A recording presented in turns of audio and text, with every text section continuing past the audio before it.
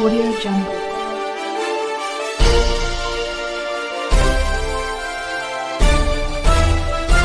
Audio Jungle. Welcome back to Indian news collection. आज चर्चा करेंगे खुदकुशी की तोहमत जड़ने की हड़बड़ी पे। किसी एक अभिनेता की आत्महत्या पर लगातार 3 दिनों में 2 बार इस जगह पर लिखना आज का मकसद नहीं है, लेकिन आज उससे जुड़े हुए एक अलग और नए पहलू पर लिखना है कि समाज में लोगों को दूसरों के बारे में अपनी राय बनाने के पहले क्या क्या सोचना चाहिए और कैसे इंसाफ पसंद तरीके से सोचना चाहिए। हुआ यह कि सुशांत राजपूत की खुदकुशी के बाद एक दूसरी अभिनेत्री सोनम कपूर ने ट्विटर पर लिखा कि किसी की मौत के लिए उसकी गर्लफ्रेंड या भूतपूर्व गर्लफ्रेंड, परिवार या सहकर्मियों को जिम्मेदार ठहराना अज्ञान का सबूत है और पहले दर्जे का तंग नज़रिया है। अब इस बात को लेकर सोशल मीडिया पर लोग उन पर टूट पड़े और उन्हें हजार किस्म की बातें गिनाने लगे। कई लोगों ने यह लिखा कि अगर सोनम कपूर अनिल कपूर जैसे बड़े बाप की बेटी ना होती तो कहीं झाड़ू पोछा कर रही होती। तो जितनी मुंह उतनी बातें। और फिर इन दिनों सोशल मीडिया पर नफरत और बकवास लिखने वाले लोगों की तो सुना है कि रोजी रोटी भी वहां से निकल जाती है। ऐसे में जितनी भड़काऊ बातें कोई लिखे उतनी ही मजदूरी बढ़ती भी है। यह बात तो जाहिर है कि किसी मशहूर के खुदकुशी बिना ढेर सारी चर्चा के कहीं जाने वाली नहीं थी। फिर भी उसके लिखे बिना, उसकी चिट्ठी सामने आए बिना अगर लोग अटकलें लगाकर आसपास के लोगों पर तोहमतें लगा रहे हैं, कोई किसी को खुदकुशी का जिम्मेदार ठहरा रहा है तो कोई और किसी और को, तो ऐसे में इस सलाह में भला क्या बुरा है कि लोगों पर ऐसी तोहमतें लगाना तंग नज़रिया है।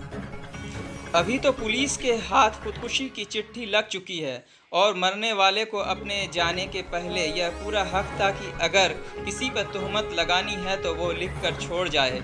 इसके बाद अटकलों से तोहमतें बनाकर दूसरे लोगों को बदनाम करने का एक मतलब यह होता है कि लोग अपना अपना हिसाब चुकता कर रहे हैं। जिसको जिससे नफ़रत है उसका नाम जोड़कर उसे खुदकुशी का जिम्मेदार ठहरा दे रहे हैं। इसलिए ऐसे हरकत को एक तंगदिली या तंग नज़रिया कहना जायज़ है।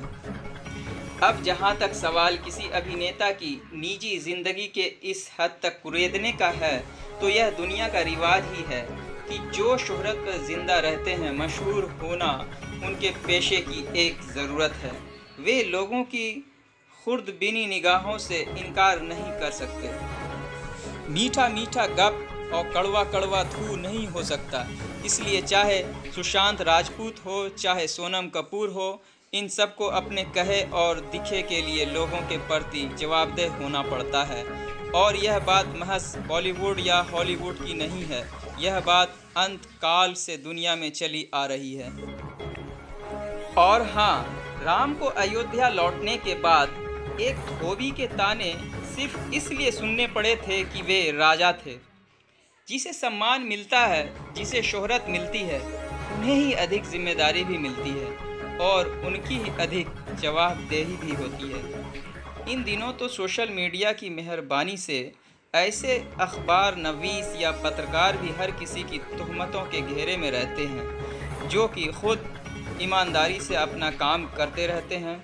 उन्हें भी 100 किस्म के आरोप झेलने पड़ते हैं। उनके बारे में झूठी बातें गढ़कर चारों तरफ फैलाई जाती हैं। लेकिन जहां पर किसी की जिम्मेदारी होने या ना होने की बात वाली एक चिट्ठी कभी मौजूद है, तो वहां पर लोगों को इंतज़ार कर लेना चाहिए। जहां पर कुछ लोगों से टेलीफोन पर बातचीत की गई है और उनसे जानकारी हासिल होना बाकी है, तो इंतज़ार करना ही चाहिए। ऐसी हालात में भी अटकलों पर टिकी तोहमतें ज़्यादती हैं और किसी जिम्मेदार व्यक्ति को उससे बचना ही चाहिए। पुलिस की जांच जो कि शुरू हो चुकी है, उसका इंतज़ार करने से दुनिया नहीं पलट जा रही।